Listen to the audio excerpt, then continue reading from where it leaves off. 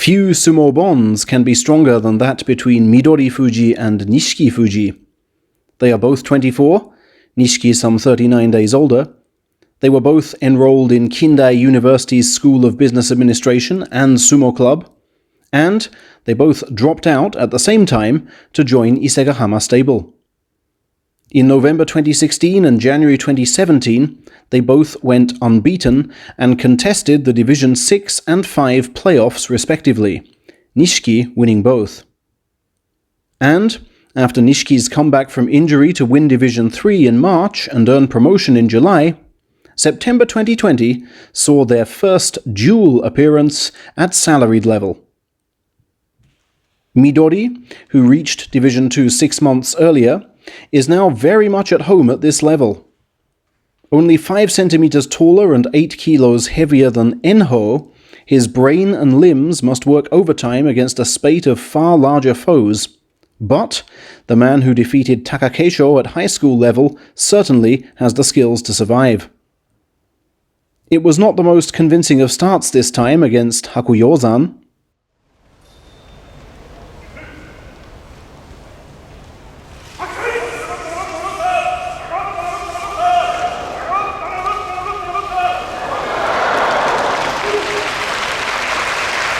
The giant's left hand totally unfooled by the parry. But a more direct approach on day 2, involving a fearless initial charge, paid dividends against Chiyo Tori.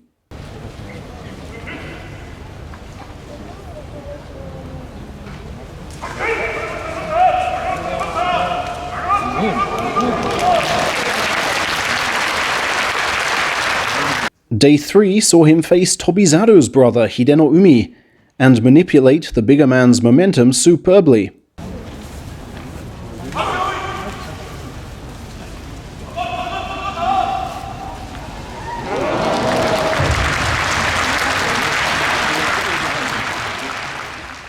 A loss to an inspired Akiseyama on day 4 was followed by this match against struggler Kitaharima on day 5.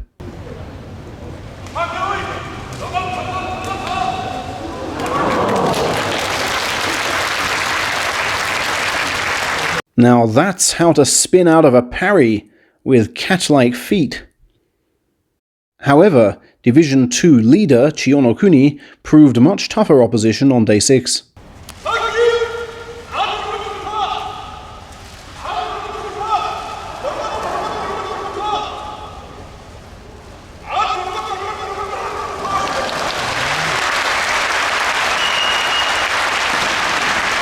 The eventual 2nd Division champion needed all his thrusting and belt skills, including this wonderful inside right outside left maneuver, to shut down the Midori trick show. From there though, Midori won 6 in a row. 2 by force out, 2 by thrust over, 1 by pivot throw, and 1 like this on day 12 against Chiyoshoma.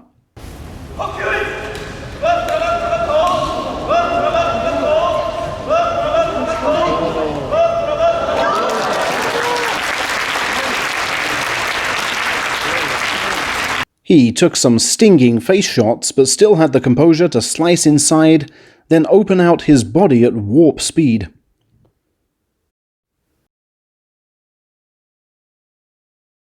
Akua's assault may have proved too much to handle on day 13, but a push-out of Kotoyuki on day 14 had him chasing an 11th win on the final afternoon against Mitoryu.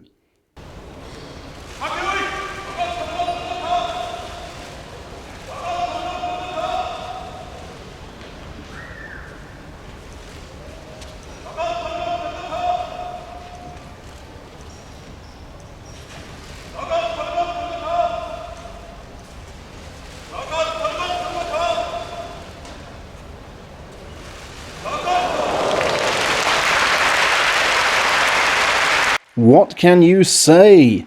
The way that right hand keeps changing its target, drawing the Mongolian's left out of position, is awesome. Throat, shoulder, arm.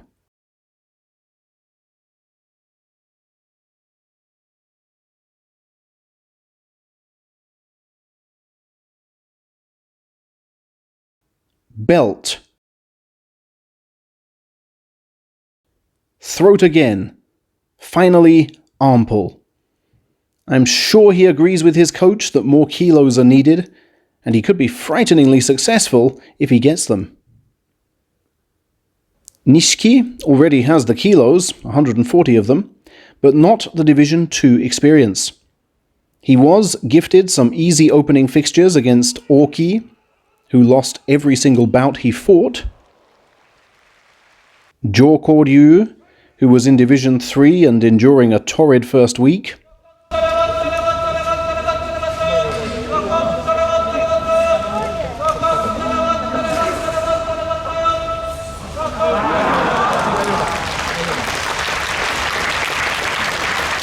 Kitaharima, who lost 10 bouts and went down,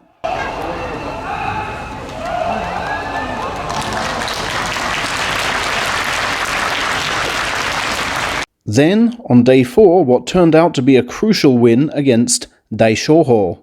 But from day 5, the bigger guns were wheeled out to face him, starting with frontrunner Chiyonokuni.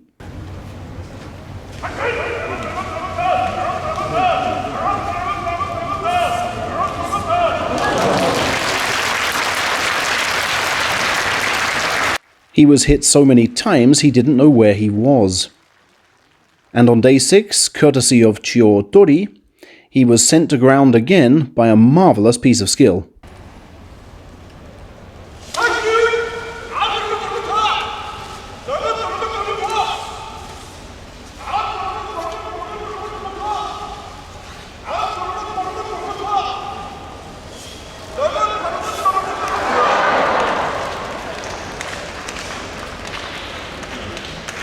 Although 3 wins from 4 then ensued, fatigue from a first full 15-day tournament was setting in. A well-rested Takagenji of Division 3 crushed him on day 11, and when he needed to conserve energy most, on day 12, this happened.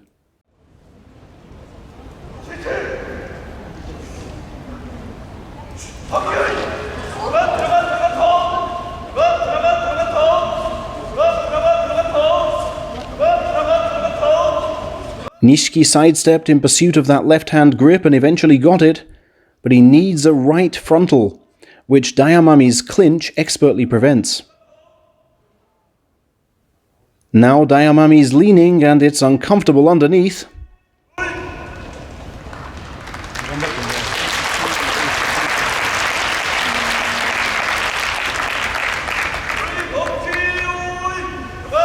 Nishiki gambles for the right, but concedes an inside left in doing so.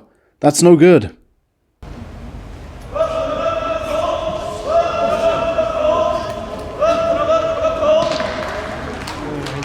He has the right, but only on the outer layer, nowhere near enough purchase on a 190 kilo weight.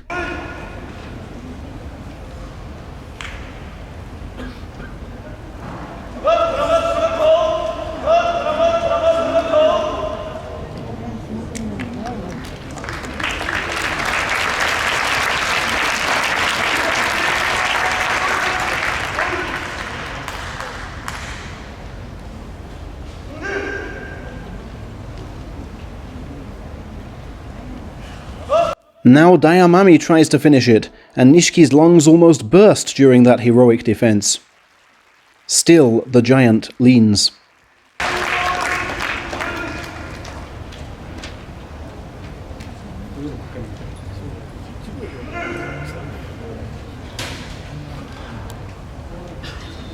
Nishiki's clearly exhausted. Even an inside right won't do it. Dayamami reels him in.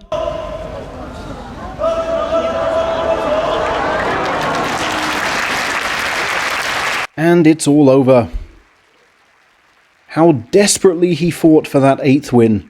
And when you see even his conqueror wildly gasping, diaphragm almost smashing through the chest wall, you realize what an amazing feat of human endurance you've just witnessed.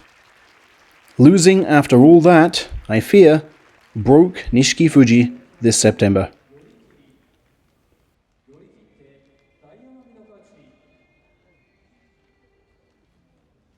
Still needing that one win to guarantee protection of his salary, Nishikifuji went all out against Chiyono-o the following day, but he was outfoxed.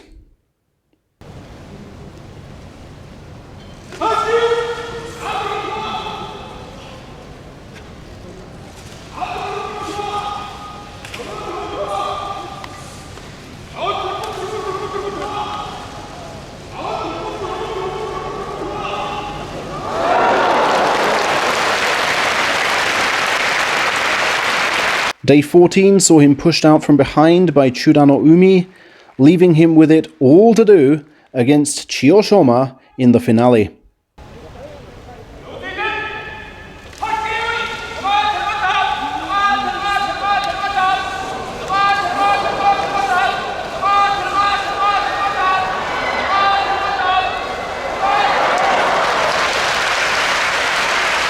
Five times did Nishiki try for that 8th win. 5 times did he fail. But Daishoho's greater failure thankfully kept his privileges intact. How Nishiki learns and grows from all this will define his professional career. And one thing's for sure, Midori will be there to inspire and help him at every step.